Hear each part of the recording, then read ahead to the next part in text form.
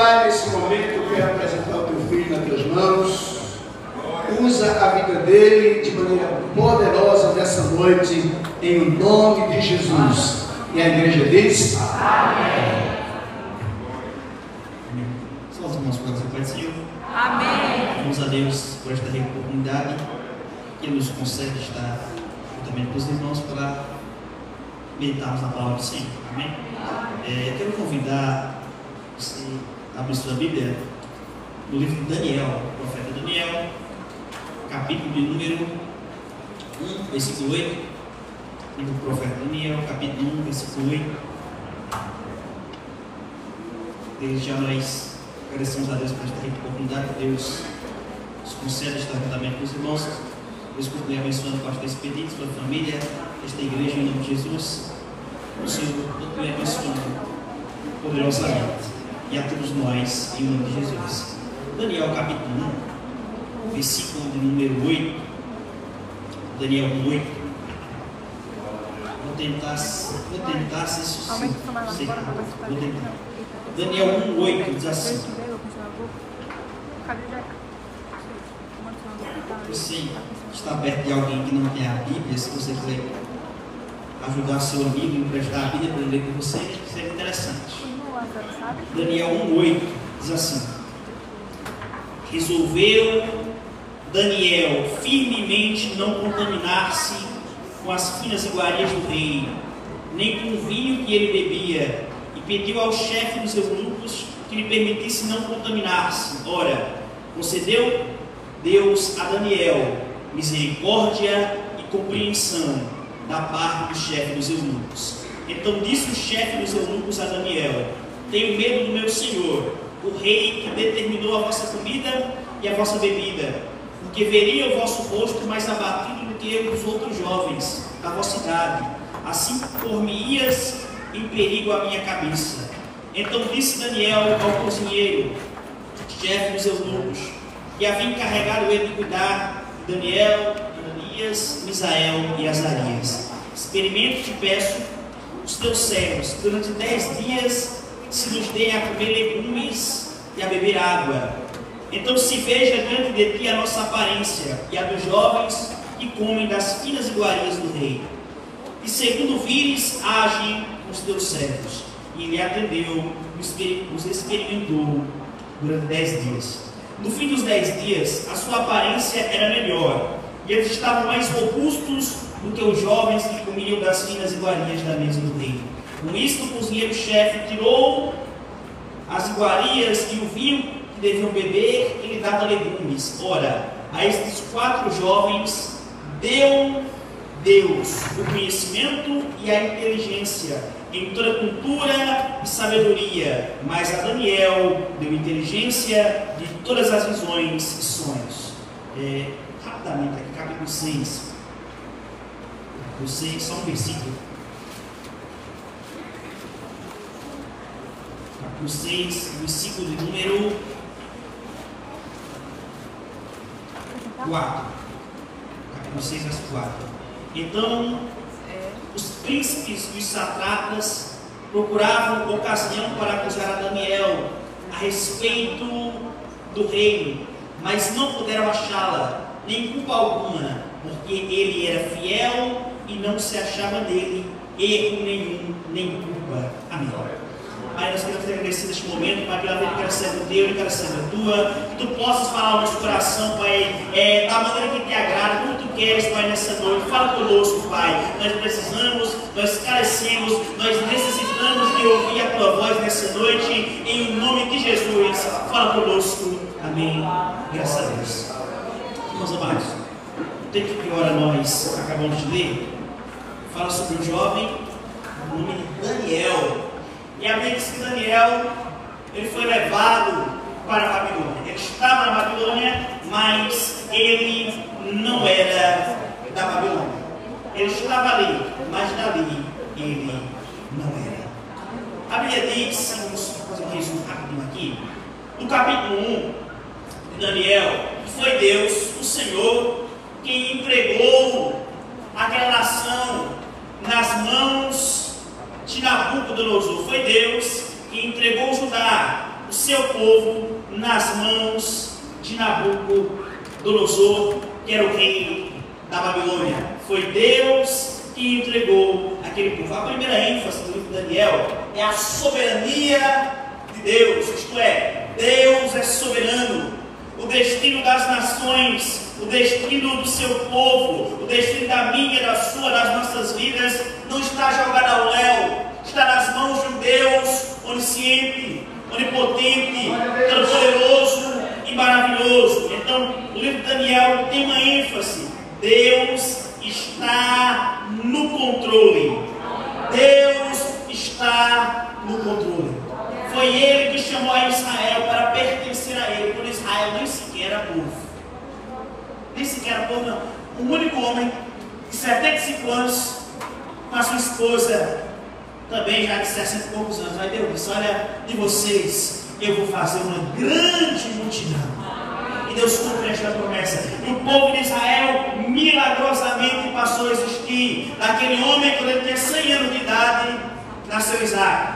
De Isaac nasceu Jacó. De Jacó, vocês sabem que nasceu ali, de Isaac, aliás, nasceu Esaú e o Jacó. E dos filhos de Jacó nasceram os patriarcas. E dos patriarcas esse povo se multiplicou no Egito, debaixo da escravidão. Deus enviou Moisés, tirou aquele povo da escravidão, e aquele povo foi introduzido numa terra, que era a terra prometida. E Deus prometeu que aquele povo teria a posse daquela terra, que aquela terra seria abençoada, enquanto eles se mantivessem fiéis a Deus. Só que infelizmente, vocês sabem da história, eu vou só relembrar, a mente já esclareceu de vocês, mas infelizmente aquele povo se afastou de Deus. Aquele povo se afastou do Senhor. A Bíblia diz no livro de Miqueias, no capítulo 3, verso 11, que os cabeças das tribos de Israel, os líderes, os juízes, Miqueias 3:11, aceitavam suborno. Os sacerdotes, eles ensinavam por interesse. Os profetas adivinhavam por dinheiro e ainda se encostavam a Deus, dizendo: não está o Senhor no nosso meio, não nos sobrevirá mal nenhum, Deus está conosco. Veja como estava o estado daquele povo. Se encostavam a Deus e diziam: Deus está conosco, Deus está conosco. Os líderes aceitavam o suborno. Os sacerdotes não profetizavam mais a palavra do Senhor. Os profetas profetizavam por dinheiro, se encostavam em Deus e diziam: Ele está conosco, nem mal sobrevirá a Jerusalém, nem mal sobrevirá ao nosso povo. Deus usou Miqueias para dizer: olha, estarão próximos os dias em que Jerusalém será larvada, e Jerusalém se tornará um montão de ruínas, e este templo em que vocês colocam a confiança será coberto de mato.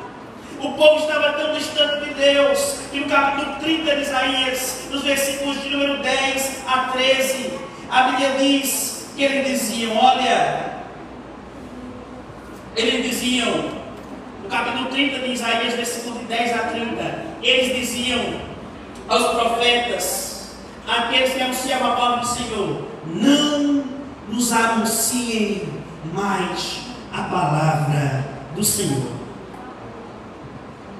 O que eles queriam ouvir? O texto diz, na Almeida Atualizada, que o povo queria ouvir coisas aprazíveis. Na nova tradução da linguagem de hoje, diz que eles disseram o seguinte: inventem coisas que nos agradem, deem fora, parem de nos amolar. Nós não estamos mais querendo ouvir nada a respeito do Santo Israel. Por isso, o Deus de Israel assim diz a este povo: a vocês que rejeitam a minha mensagem e põem a sua confiança na violência e na mentira, portanto, por causa desse pecado, eu vou trazer ruína sobre vocês, e ele será como uma brecha que se abre um muro e que derrubará completamente o muro. Deus disse através de Isaías para aquele povo de Israel que estava tão distante de Deus: que aquele pecado de desprezar a palavra de Deus seria como um rachão que começa um muro e faz aquele muro desabar. E seria uma brecha que traria a ruína para aquele povo. Ou talvez você diga, irmão, por que você está dizendo esse contexto tão complicado? Para você entender como é que estava Judá, como é que estava Jerusalém, como é que estava aquele povo que outrora caminhou de mãos dadas com o Senhor. Porque em Jeremias no capítulo 2, Deus diz: eu me lembro de vocês, quando vocês andavam comigo apaixonadamente como uma noiva durante o deserto, e eu guiava vocês, eu cuidava de vocês, não faltou nada para vocês, eu cuidei de vocês. Jeremias 2, Deus disse para Israel: mas vocês se apartaram de mim, deixaram a fonte das águas vivas e cavaram para vocês cisternas rotas e falhas, abandonaram a Deus e adoraram os ídolos, colocaram os interesses deles à frente dos interesses de Deus, e Deus estava sempre sendo colocado em último lugar. Quando nós lemos em Jeremias no capítulo número 28, aliás 23, o texto diz que eles diziam, os profetas de Israel profetizavam, mas não a palavra de Deus, profetizavam os sonhos, os seus próprios sonhos. E o texto diz, naquele contexto, que o povo profetizava tantos sonhos. Aí Deus usou Jeremias e disse no versículo 18, Jeremias 23, 18: se estes profetas estivessem estado no meu conselho, no conselho do Senhor, eles teriam profetizado a minha palavra. Diz no versículo 21, se tivessem pregado a minha palavra, essa nação não pereceria, mas porque não estiveram no meu conselho, diz o Senhor. Aí o Senhor disse que estava contra aqueles profetas que profetizavam sonhos. Aí o Senhor disse: aquele que tem sonho, conte como sonho, mas aquele que tem a minha palavra, pregue a minha palavra com verdade. Aquele que tem sonho, conte como sonho. Aquele que tem a minha palavra, pregue a minha palavra em verdade. Contextualizando, vamos trazer para os nossos dias. Meus queridos, muitas grandes igrejas cresceram pregando a palavra de Deus, pregando a fidelidade de Deus. Mas os dias passaram, abandonaram a Bíblia, abandonaram o ensino da palavra do Senhor e começaram a pregações, teologia da prosperidade, teologia liberal. Você veio como está, você permanece como está, e você anda como quiser. O que importa é o amor. Deus é seu amor. Muitas grandes igrejas entraram por esta vereda, andaram por esses caminhos, e as consequências disso, e as consequências disso para Israel, nós vamos ver. A Bíblia diz em 2 Crônicas, no capítulo 36, talvez o texto mais crítico que eu vou citar essa noite, diz lá o seguinte: o rei era o rei Zedequias. Judá teve 20 reis. Quantos reis? 20. Desses 20 reis, a Bíblia Sagrada diz que apenas 8 deles foram justos, e a grande maioria daqueles reis foram ímpios. E a Bíblia diz o seguinte, que nos dias do rei Zedequias, Deus enviou Jeremias e falou a Zedequias: olha, se arrepende, se volte para o Senhor. Mas a Bíblia diz que Zedequias fechou o seu coração, não quis se voltar para Deus. A Bíblia diz que o Senhor enviou profetas desde a madrugada, porque muito amava o seu povo, mas o seu povo não quis ouvir. Sacerdotes aumentaram os pecados, o povo aumentou o pecado. A Bíblia diz que o Senhor, em sua grande misericórdia e amor, quis salvar o seu povo, mas o seu povo não quis ouvir a voz dele. Consequência, a Bíblia diz: portanto, já que não quero ouvir a minha voz, Abacuque clamava e dizia: até quando clamarei violência, morte, litígio, e não terei resposta? Deus respondeu a Abacuque e disse: eu estou para fazer uma coisa tal, que se alguém vos dissesse, vocês não acreditariam, porque eis que enviarei uma nação que vem marchando do norte, e ela será instrumento da minha disciplina. A Bíblia diz que foi Deus quem levantou Nabucodonosor, foi Deus quem levantou aquele rei ímpio, foi Deus quem permitiu que ele ascendesse ao poder, destruindo as nações. E diz no capítulo número 39 do livro de Jeremias, que os historiadores, que depois de 18 meses de cerco a Jerusalém, A Bíblia diz que Nabucodonosor encontrou uma brecha no muro. Deixa eu chamar a atenção. Porque lá em Isaías, no capítulo 30, o texto que eu citei, o Senhor disse que aquele pecado de desprezar a palavra de Deus seria como uma brecha no muro. Por onde entraram os inimigos de Israel? Por uma brecha no muro. Curiosidade interessante. Por uma brecha no muro entrou Nabucodonosor, entrou o seu exército. Aí sabe o que Zedequias fez? O rei fugiu, ele e os príncipes. Só que Nabucodonosor capturou a Zedequias. E a Bíblia diz que uma vez tendo prendido a Zedequias, ele, antes de vazar os olhos de Zedequias, diante de Zedequias, todos os seus filhos foram mortos. Mandaram furar os olhos de Zedequias, prenderam as suas mãos e o levaram preso para a Babilônia. E a Bíblia diz que eles não se apiedaram de donzelas, de idosos, de homens, de mulheres, mas eles mataram a muitos de Jerusalém e de Judá. A Bíblia diz que eles entraram no templo, aquilo que eles achavam agradável, arrancaram do templo e levaram para Jerusalém. O próprio templo queimaram, as muralhas foram derrubadas, o fogo tomou conta da cidade. E a Bíblia diz que isto tudo aconteceu porque eles não deram ouvido à palavra do Senhor. Aplicação do contexto.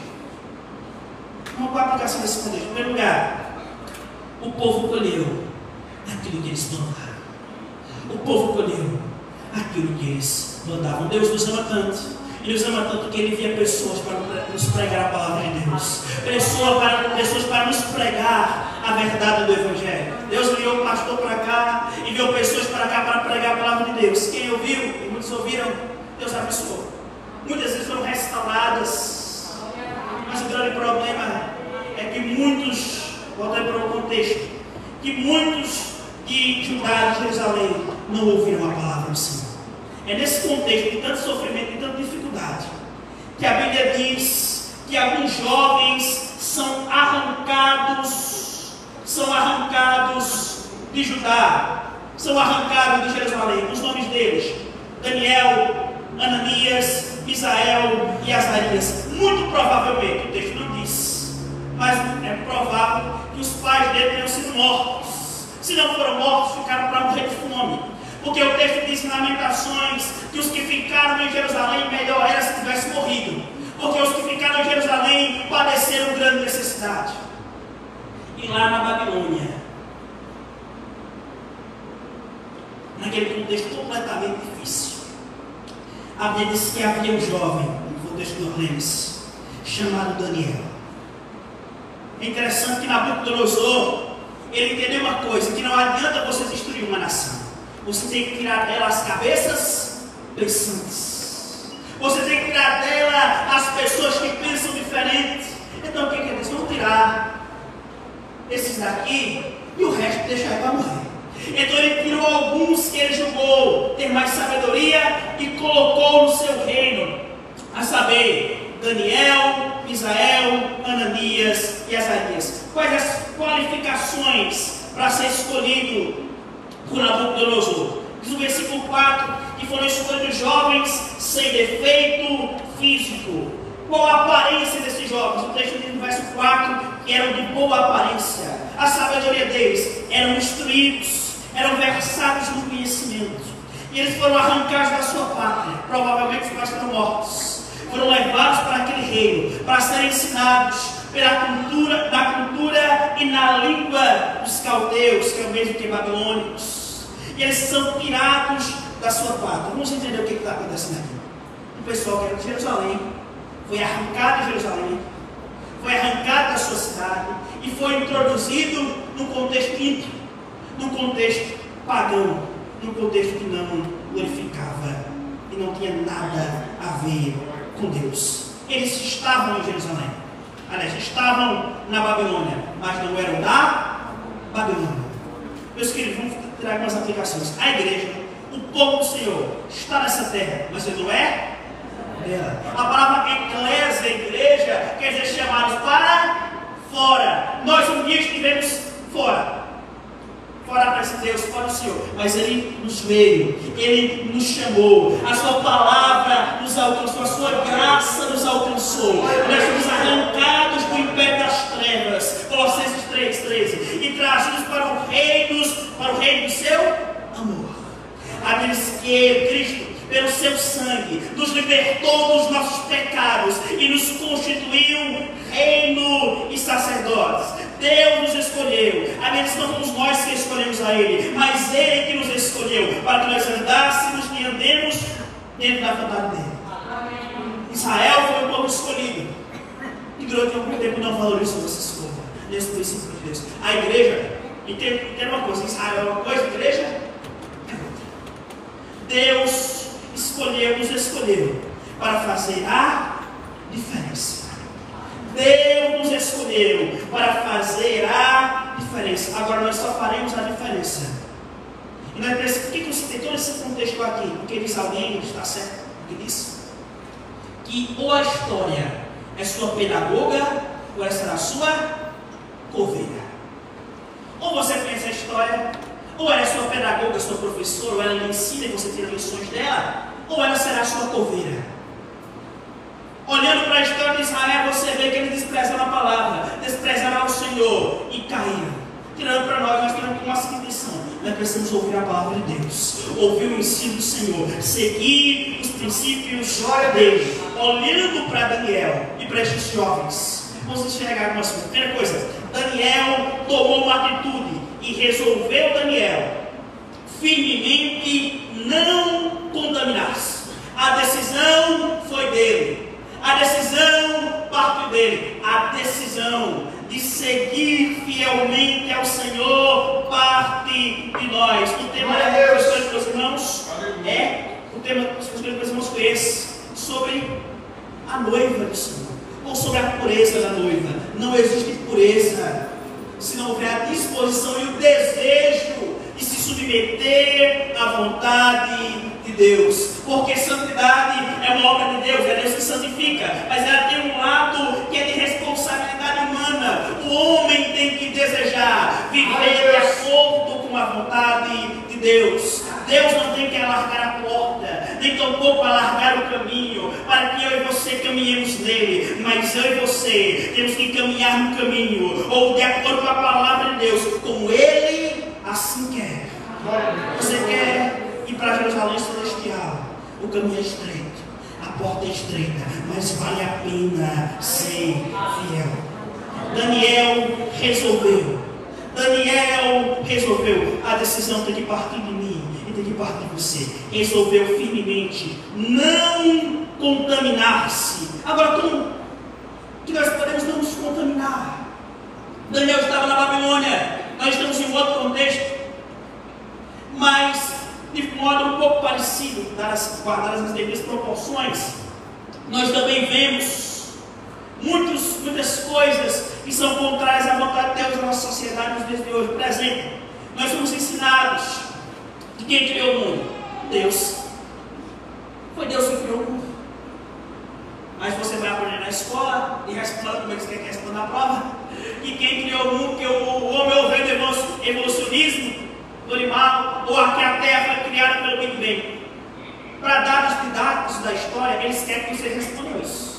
Mas para Deus, do ponto de vista de Deus, que nos criou foi Deus. Há um princípio que nós não podemos negociar. Nós somos criados por Deus. Glória a Deus. Deus nos criou para servir a Ele. Daniel foi tirado da terra onde serviu a um único Deus e trazido para uma terra onde serviu a vários deuses. Mas ele sabia quem ele era. Por que sabia? Porque conhecia a palavra. Porque conhecia a palavra. Você precisa conhecer a Bíblia, porque a Bíblia diz de onde você veio, quem te criou, quem te formou e para onde você vai na eternidade. Você precisa conhecer a Bíblia, porque ela tem princípios que nortearão a minha e a tua vida. Como nós podemos nos manter puros, como a igreja do Senhor pode se manter pura.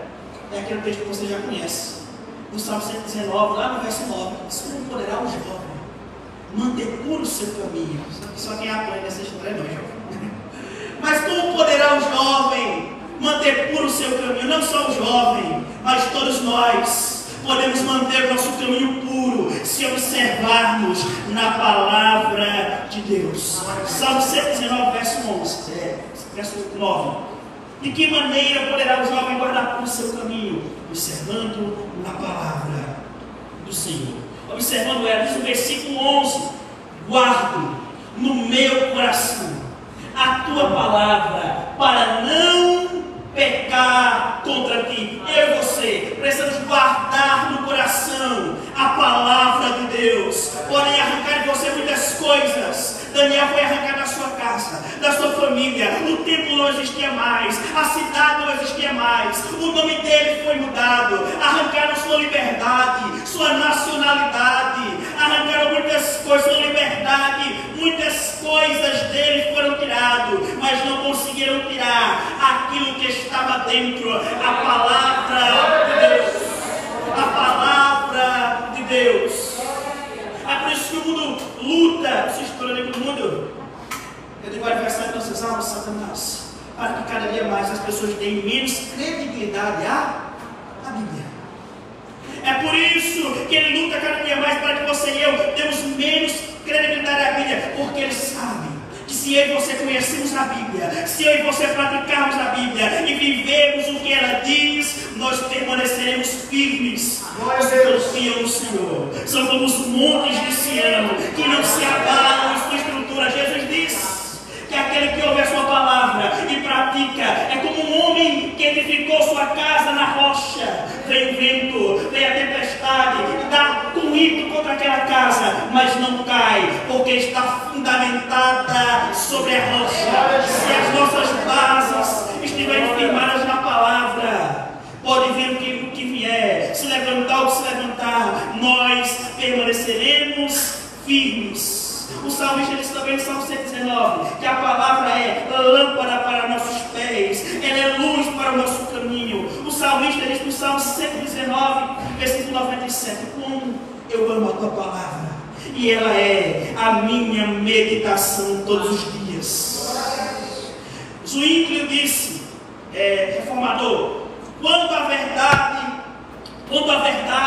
nós não podemos abandoná-la. Mesmo que isso implique na perda da nossa vida, pois não vivemos para este século ou para esta geração, nem mesmo para os príncipes, vivemos para o Senhor. Vou repetir.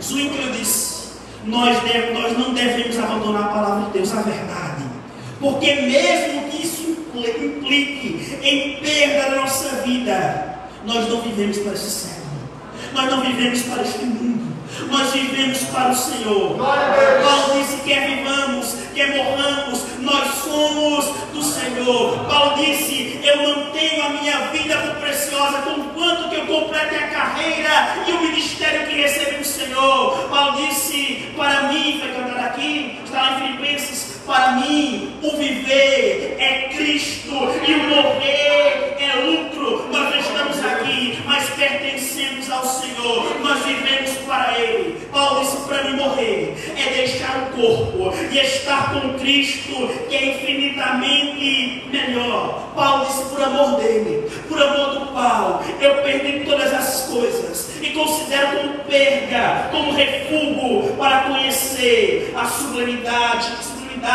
do conhecimento do Senhor. E uma coisa faço, capítulo 3, Filipenses, esquecendo as coisas que para trás ficam e avanço para o alvo, para o prêmio da soberana vocação. Daniel resolveu, meu alvo é o Senhor, eu quero caminhar para Ele, eu quero viver para Ele. Resolveu Daniel. Eu não vou, disse Daniel, me contaminar. Eu não vou me contaminar. Agora observe que Daniel não foi contra o estudo da cultura. Daniel não foi contra o estudo que ele teve que aprender a língua dos caldeus, a cultura. Ele estudou essa cultura, ele não foi contra isso.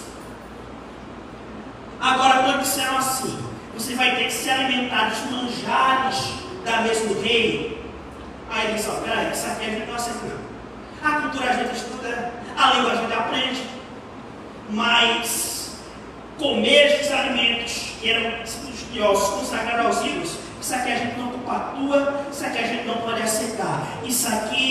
nós não vamos fazer. As iguarias da mesmo rei, que era consagrar aos ídolos, ele diz: isso não. Lá em Provérbios, no capítulo 23, diz: não cobice os manjares, porque são comidas enganosas. Não cobice os manjares, porque são comidas enganosas. O problema não era a comida, o problema era quem ela era dedicada e o que implicava se alimentar daquilo. Implicava em ele deixar o Senhor para se alimentar de coisas que não glorificavam a Deus, consagradas a demônios. Daniel diz: isso eu não faço. Louvado seja Deus, porque Daniel não aceitou aquelas migalhas. Você não precisa das migalhas do mundo para ter uma vida que agrade a Deus. Você não precisa das migalhas do mundo. Deus tem melhor para mim e para a sua vida, para nossas vidas, na presença de Deus. Eu estava me lembrando, quando eu estava escrevendo isso, de uma mensagem que eu preguei lá na congregação do Milão, um dia desse. Lá em Hebreus, no capítulo 12, versículo 16 e 17, o autor aos Hebreus diz o seguinte: olha, não haja entre vós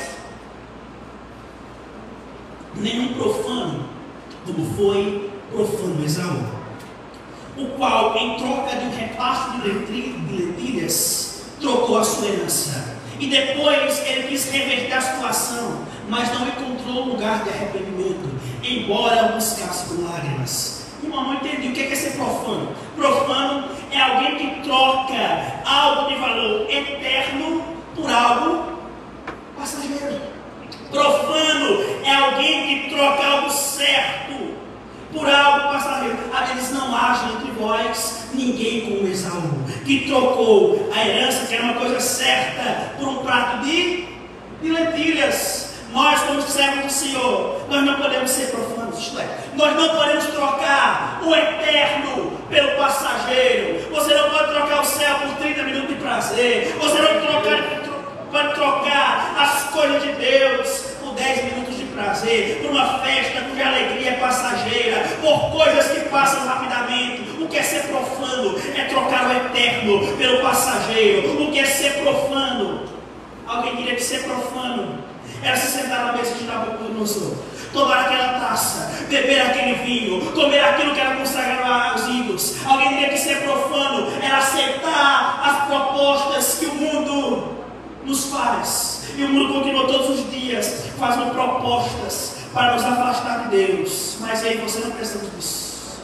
Aí você podemos cantar uma música bem antiga, que vocês talvez nem conheçam alguns, que diz o seguinte: eu escolho Deus. Todo dia o pecado vem, todo dia as propostas vêm, todos os dias os manjares mais diferentes vêm, mas eu escolho Deus, mas eu escolho o Senhor. Eu compreendo que Ele é melhor. Deus honrou a decisão de Daniel, Deus honrou a decisão daqueles jovens, e a Bíblia diz que Deus concedeu graça diante daquele homem, diante daquela autoridade que devia cuidar deles. E eles comeram legumes, beberam água durante 10 dias. E depois de 10 dias, eles estavam mais robustos do que aqueles que se alimentavam dos manjares do rei. Louvado seja Deus.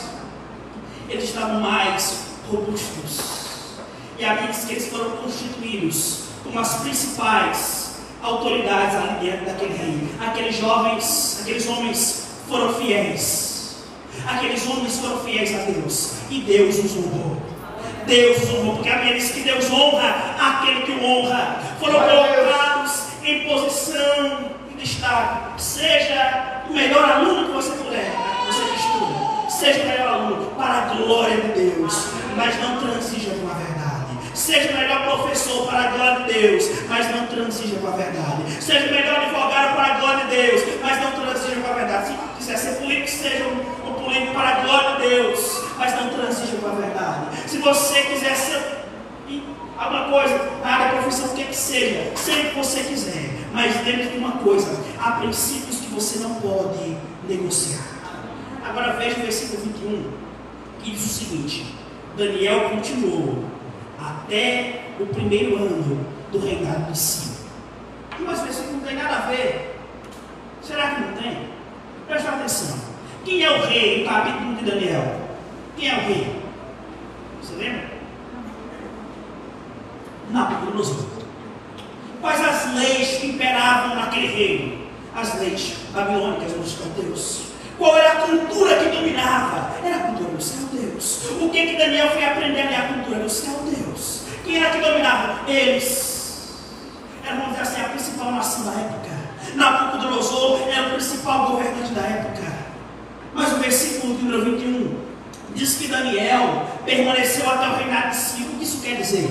Isso quer dizer o seguinte: que o tempo de Nabucodonosor e o governo dele passou. A cultura babilônica passou, caiu, as leis babilônicas caíram, o império babilônico caiu, os costumes caíram, as modas caíram, aquele império caiu. Mas Daniel, que permaneceu fiel aos princípios do Senhor, permaneceu fiel a Deus, ele permaneceu. Ele permaneceu. A Bíblia diz que o mundo vai passar. O mundo vai passar. As concupiscências da carne, dos olhos, da soberba da vida, das primeiras mãos, no capítulo 3, se não estou enganado, vai passar. Mas aquele que faz, 1 João 3,17, mas aquele que faz a vontade do Senhor, ele permanecerá para sempre. Governos passarão. Eu não vou dizer não político, mas eu estou falando política. Mas governos passarão, cultura passará, a muda passará, a moda passará, as coisas do mundo passarão. Mas 1 João capítulo 3, versículo 17 diz: mas aquele que faz a vontade do Senhor, ele permanecerá para sempre. Ele permanecerá para sempre. No capítulo 6, vou resumir: quem reina é um outro rei, mas Daniel continua ali. Agora o interessante é porque outros, quem sabe, foram mortos. Daniel era um homem de confiança do império anterior, mas ele não foi morto. Isso me chamou muita atenção. Mas ele não foi morto. Nabucodonosor morreu. Belsazar, capítulo 5, diz assim que um dia estava lá numa festa, tomando vinho com as suas concubinas, uma festa profana, quando de repente Belsazar viu uma mão que escrevia a seguinte frase: Mene, Mene, Tekel, Parsim. Pesado foi o teu reino colocado em balança, e o Senhor deu cabo, deu fim dele. E aquela frase foi escrita na parede por uma mão. E esse filho, ou neto de Nabucodonosor, ficou perturbado. E chamou os sábios, os encantadores, e ninguém conseguia decifrar aquela frase. Aí a mãe dele disse assim: olha, tem um rapaz aí, Daniel, dos cativos de Judá, há nele um espírito excelente. Nos dias do teu pai, ele foi usado, foi se achar mais sábio que os outros. Manda chamar ele. Aí Belsazar mandou chamar a Daniel. Daniel interpretou e disse o seguinte: olha, vocês sabem o que aconteceu com teu pai Nabucodonosor, quando ele se exaltou, quando ele pensou que era grande. Deus fez ele passar 7 tempos comendo capim como animal. O pelo cresceu, as unhas cresceram. E só voltou o entendimento a Nabucodonosor quando ele reconheceu que Deus é o Senhor e que ele tem domínio sobre o reino dos homens e dá poder a quem ele quer. Nabucodonosor estava lá passeando na Babilônia, dizendo: olha como é grande a cidade que eu construí, olha como é grande a cidade que eu edifiquei. Quando de repente a interpretação do sonho de Daniel, que para ele, capítulo 4, se cumpriu. Ele passou 7 tempos comendo capim. Depois desses 7 tempos comendo capim, até que quando ele reconheceu que Deus é o Altíssimo, que Deus é poderoso, o entendimento voltou a ele. Sabe o que ele fez? Ele bendisse ao Deus de Daniel, porque ele disse que ele é o Deus fiel e verdadeiro. Nabucodonosor, como eu disse, morreu. Belsazar sabia do que tinha acontecido com o pai dele, mas não buscou o Senhor. Daniel disse: porquanto você deu louvores aos deuses de prata, aos deuses de bronze, aos deuses de pedra, e não louvou o Senhor contou o teu reino e deu cabo dele. Você devia ter se humilhado e ter reconhecido o que aconteceu com seu pai. Naquela mesma noite, diz a Bíblia, naquela mesma noite os medos e persas invadiram a cidade. Naquela mesma noite o filho Nabucodonosor foi morto, mas antes de morrer, ele disse para Daniel: olha, eu te dou riquezas, eu te dou isso, eu te dou aquilo. Daniel disse que essas riquezas fiquem com você. Eu não vendo, eu não troco, porque quem pertence ao Senhor, aquilo que Deus me dá, e foi Deus que me dá conhecimento a Daniel, sabedoria a Daniel, ele não vende aquilo que Deus dá. Ele não usa aquilo que Deus dá para benefício próprio. Morreu Beltesazar, morreu Nabucodonosor, mudou o império. Agora o rei é o rei Dario, rei Medo-Persa. E a Bíblia diz que no reino dele, ele constituiu autoridades, e entre as autoridades do reino dele estava, entre as principais, estava Daniel. Ele constituiu 3 presidentes, dos quais Daniel era um. E a Bíblia diz o seguinte, que Daniel, entre os 3, se distinguia, porque nele havia um espírito excelente. O texto diz o seguinte, versículo 4, que procuraram uma ocasião, um pretexto para acusar Daniel, mas não encontraram. Meus irmãos, que fidelidade maravilhosa, que coisa linda. Procuraram um motivo, vasculharam a vida de Daniel do começo ao fim e não encontraram um defeito, um desvio moral. Ele não usou, ele era uma autoridade entre eles, a principal delas. Ele não usou o poder dele, a autoridade dele, para benefício próprio. Não encontraram um erro, não encontraram um defeito. Administração perfeita, vida pessoal perfeita, não tem escândalo, não tem desvio moral, não tem desvio ético. Eles disseram o seguinte: não podemos encontrar nele nem culpa, nem erro algum. E quem é que estava procurando isso? Eram inimigos de Daniel. Eram aqueles que não gostavam de Daniel e queriam puxar, entre aspas, o tapete dele, mas não encontraram um sequer defeito. Deixa eu perguntar um negócio para você. Seja fiel a tal ponto que, se alguém quiser acusar você, ele vai ter que levantar as testemunhas falsas, vai ter que subornar alguém para te acusar. Seja fiel a tal ponto que vão ter que levantar testemunhas falsas para te acusar, porque não acharam defeito. Que coisa maravilhosa. Estevão, o primeiro mártir, o homem a morrer pela causa do Evangelho, não acharam defeito, tiveram que contratar falsas testemunhas. Jesus Cristo, nosso Salvador, não encontraram nele defeito, as testemunhas foram falsas. Paulo, para ser preso, testemunhas falsas. Sabe por quê? Porque eles viveram fielmente a vontade de Deus e a palavra de Deus. Tiveram que colocar testemunhas falsas. Meus irmãos, meus queridos amigos, irmãos, você tem vivido em fidelidade? Você tem vivido em fidelidade? O texto diz aqui que não acharam Daniel nenhuma culpa, nenhum erro. Viva de tal maneira, viva de tal forma. Então eles disseram no versículo 5: nós não vamos achar nada para acusar ele, a não ser que nós procuremos na lei do Deus que ele serve. E eles encontraram um detalhe observando. Olha, nós observamos uma coisa: todos os dias ele ora, todos os dias ele abre as janelas voltadas para Jerusalém e ele ora. O único defeito que nós encontramos dele é que todos os dias ele ora, todos os dias ele dá graças a Deus, todos os dias ele é fiel. Então, foram até Dario e o já acusaram debaixo da cima. Os inimigos de Daniel disseram: olha, todos nós chegamos a um acordo aqui. Durante um mês, nós só vamos orar o Senhor. Nós só vamos orar o Senhor. E todo mundo concordou isso. E Daniel sabe isso. Todos concordaram nisso. E o rei assinou aquela lei. Isso está escrito aqui, que a lei dos medos dos persas não poderia ser revogada. Lá na Babilônia, Nabucodonosor era maior do que as leis babilônicas. Ele fazia e desfazia. Entre os medos persas, a lei era maior do que o rei, do que o Dario. Dario assinou aquela lei, proibindo que alguém orasse a qualquer um. E o texto assinou a ele mesmo. E o texto diz no versículo número 10: quando Daniel soube que aquela escritura estava assinada, ele entrou em sua casa, no seu quarto, onde havia janelas para Jerusalém, e 3 vezes por dia se colocava de joelhos. Louvado seja Deus. Ele sabia que havia um decreto assinado, que ele não deveria orar, que ele não poderia orar, mas Daniel preferia morrer a deixar de orar. Daniel preferia perder a vida, como usando aqui a frase do Hitler, arriscar a própria vida do que abrir mão daquilo que ele queria. Ele abre as janelas, ele faz questão de orar para que eles vejam. Ele abre as janelas, ele olha, o versículo 10 diz, ele orava 3 vezes por dia.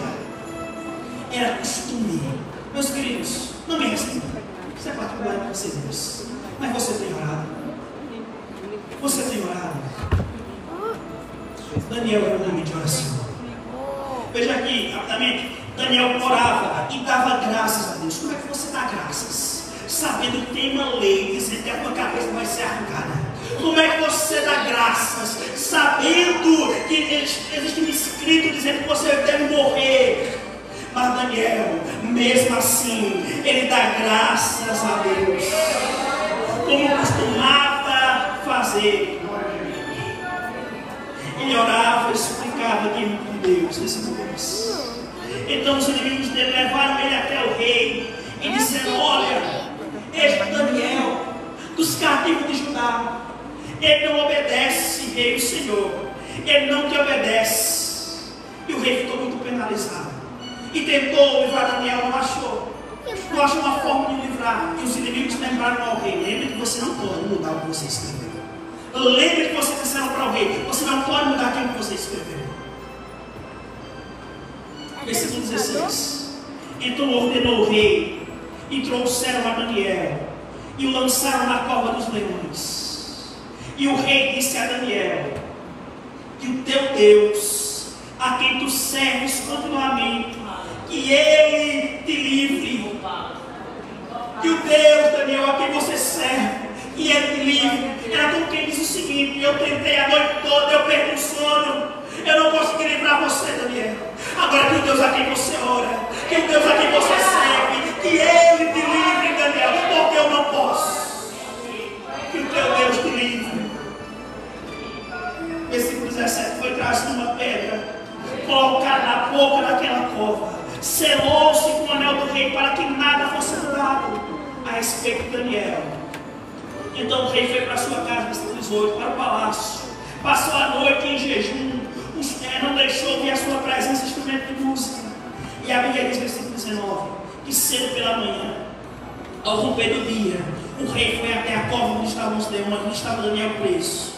E chegando à cova, ele chamou pelo nome de Daniel, com a voz triste: Daniel, Daniel, dá-se ao caso de um Deus a quem tu continuamente serves, versículo 20, dá-se ao caso de que o Deus a quem tu serves continuamente, que ele tenha podido te livrar da cova dos leões. Então Daniel falou ao rei: o rei vive eternamente. O meu Deus enviou o seu anjo e fechou a boca dos leões, para que não me fizesse mal nenhum, porque foi achada em mim inocência diante de ti, e contra ti não cometi nenhum delito. Então o rei sobremaneira se alegrou e mandou tirar a Daniel da cova. E assim foi tirado ele da cova, e nenhum dano se achou nele, porque crera no seu Deus. Porque creia no seu Deus. Faça do Deus de Daniel o Deus do seu quarto de oração. E você não vai precisar temer leões. Você não vai precisar temer aquele que te ronda como eu, Satanás, quando ele prega por cima. Faça do Deus de Daniel o seu Deus. E você não vai precisar temer aquele que ruge como leão, porque é o teu derredor. Salmo 34. Acampam-se os anjos do Senhor. Acampam-se ao derredor daqueles que temem a Deus. Porque crê no seu Deus, Daniel foi livre. Versículo 24. Aqueles que acusaram a Daniel foram lançados na cova dos leões e pereceram, foram esmiuçados. Versículo 25. Então o rei Dario escreveu aos povos e às nações de todas as línguas e em toda a terra, e disse: Pai seja convosco. Versículo 26. Faça um decreto pelo qual o domínio do meu reino, que os homens temam e temam perante o Deus de Daniel, porque Ele é o Deus vivo, que permanece para sempre. O seu reino não será destruído e o seu domínio não terá fim. Eu acho lindo esse versículo 7.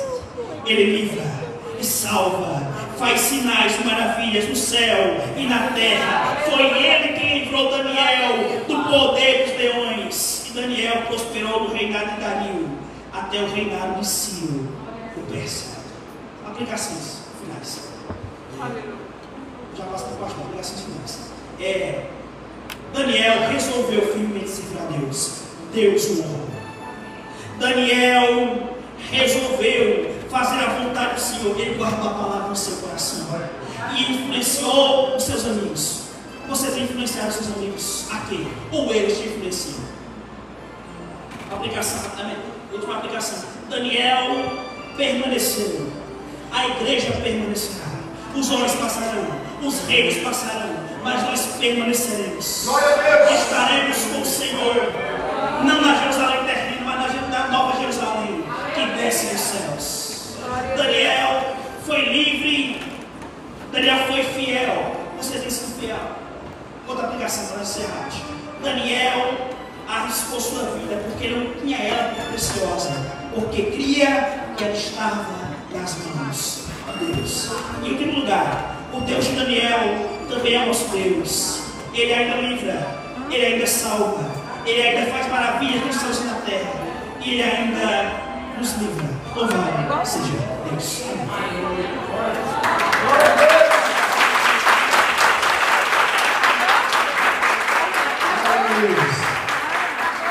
Nós iremos colocarmos de pé, a igreja orando, louvando a Deus e intercedendo. Você ouviu a palavra do Senhor nessa noite ao seu coração.